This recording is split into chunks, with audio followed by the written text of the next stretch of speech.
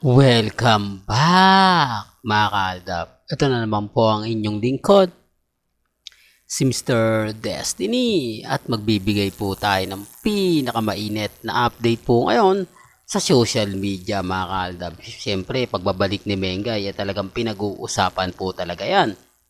Di po ba? At yung tandem niyan, si Ryan Agoncillo. Nakakatuwa naman po mga kaaldab na nanunumbalik po yung mga throwback video ng Aldab, di po ba, ng ramen team, di po ba matatandaan nyo, buwis buhay, yung performance ni Main Mendoza, pero agad-agad na lumapit nga po. Sino nga po ba yon? Siyempre, walang iba kundi si Alden Richards, di po ba? Nakakamiss lang po talaga yung mga panahon na kumbaga hindi natin ine-expect at wala po talagang nag-e-expect na paghihiwalayin po nila yung Aldab. Di po ba? Medyo nakakalungkot dahil may mga bagay-bagay nga po na wala na, di po ba? Mahirap nang makita, mahirap nang mapanood, di po ba? Pero umaasa naman po ang Aldab darating din ng panahon na maiintindihan din niya ng management, di po ba? Ngayon pa na may mga kaganapan na si Mengay sa TV5, di po ba? Hindi na natin alam kung ano nga po ba yon. Walang nakakaalam, walang makapagsasabi kung ano nga po ba ang show ni Mengay sa TV5. Marami pong nag-aabang, marami pong nagtatanong, Mr. Destiny, ano na nga po ba yung latest? Ano na nga po ba yung update?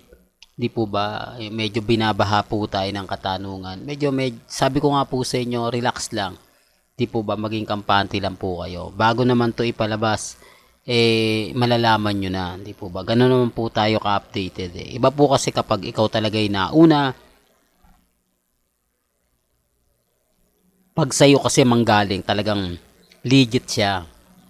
Yung iba, maraming mga komento, maraming sinasabi para lang humaba yung usapan, para lang pag-usapan. Di po ba? Tama naman po yung mga pinapaliwanag ko. Tama naman po yung mga sinasabi ko. Hindi lang po nila matanggap na may mga bagay-bagay nga po na mahirap nga po talagang ipaintindi. Lalo na nga po pagdating sa social media. Hindi po ba? Sinasabi ko lang po ito para po sa kaalaman ng lahat. Lalo na nga po sa mga taong dumadaan at bumibisita sa channel natin. Di po ba? Bagamat marami nagsasabi ng ganito, marami nagsasabi ng ganon, relax lang po kayo. Sabi ko nga dito lang po sa channel ni Mr. Destiny, kung ano lang po yung nababalitaan ninyo, kung ano lang po yung napapanood ninyo, napapakinggan, relax lang, di po ba, kampante lang.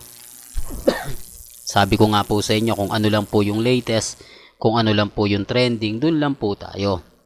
Di po ba, wag po kayong basta-basta maniniwala sa mga pahayag, sa mga sinasabi, sa mga komento, lalo na nga po sa Instagram, sa Twitter at sa Facebook.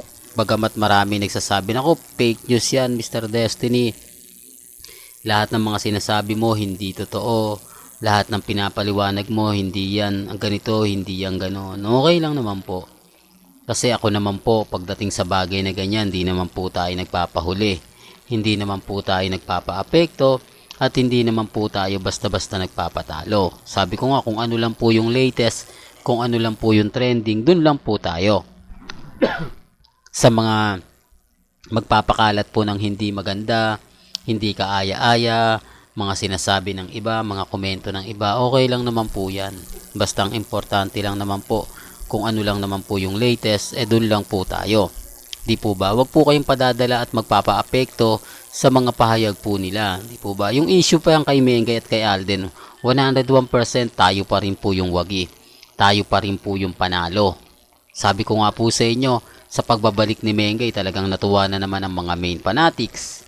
Di po ba? Although wala na talagang army, yan po yung katotohanan na galit lang po talaga sila.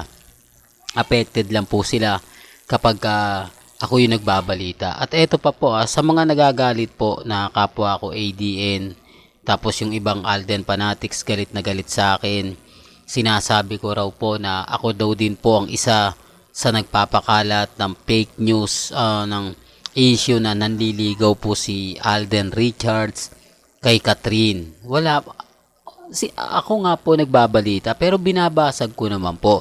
Tinatama ko lang po yung mga maling impormasyon, maling mga balita sa social media. Di po ba? Pinagtatanggol ko nga po si Alden. Sinasabi ko nga po na hindi totoo yung mga nababasa po ninyo. Nababasa nila, napapakinggan nila. Di po ba? Kaya nga po nandito yung channel ni Mr. Destiny para ipagtanggol sila Mengay at si Alden. Di po ba? Alam ko naman na pinag-uusapan to. Hindi ko naman to sasabihin. Hindi ko naman po sa inyo to ipapaliwanag kung hindi rin naman po pinag-uusapan. Kung wala naman pong nakikialam. Kung wala naman pong issue. Di po ba? Yung iba kasi nagsasabi na kaya lang lalong lumalaki yan kasi pinag-uusapan ninyo. Dapat lang po talagang pag-usapan. Dapat lang po talagang basagin ang bagay-bagay na kailangan natin gawin. Kasi hindi naman po talaga magsasalita si Alden, di po ba? Paulit-ulit kong sinasabi yan na kumbaga tahimik lang si Alden. No comment lang po talaga siya dyan. Kasi kung hindi natin to babasagin, kung hindi tayo magsasalita para kay Alden, magmimistulang panalo sila. Di po ba? Ang sasabihin nila, ayan, hindi sumasagot si Alden kasi totoo. Ayan, hindi sumasagot si ganito dahil alam na ganito, ganyan. Di po ba? Sinasabi ko lang po para po sa kaalaman ng lahat. Sinasabi ko lang po ito para po sa mga taong dumadaan at bumibisita sa channel natin. Yun lang naman po yung importante ron. Yun lang naman po yung lagi kong gustong sabihin at ipahayag. Depende na lang po ito kung ano po yung magiging senaryo. Depende po ito kung ano po yung magiging kumbaga kaganapan. Nakakalungkot lang po kasi na minsan may mga bagay-bagay po na ikaw na yung nagtatanggol, ikaw na yung nakikipaglaban, hindi pa rin po maganda yung makukuha mong comment galing po sa mga masabi mong kumbaga taong malapit kay Alden, gusto si Alden, di po ba? Kaya nga po nandito yung si Mr. Destiny para ipagpatuloy po ang laban. Kaya nga po pag sinasabi ko nagpo-post si Mengay na maganda, nagpo-post si Mengay ng update na talagang kaaya-aya sa Instagram, pinapaliwanag ko, di po ba? Sabi ko nga po sa inyo, ako po yung magmimistulang tagapagtanggol ng Aldab. Hanggat naandito po ako, hanggat sumusuporta po ako at nagmamahal kila Mengay at Isoy, maging matatag lang po kayo at maging kampante. Doon lang po panalo na po tayo eh. Di po ba? Real to kaya mga ka-Aldab. Kaya nga po hindi ako basta-basta nagpapatinag.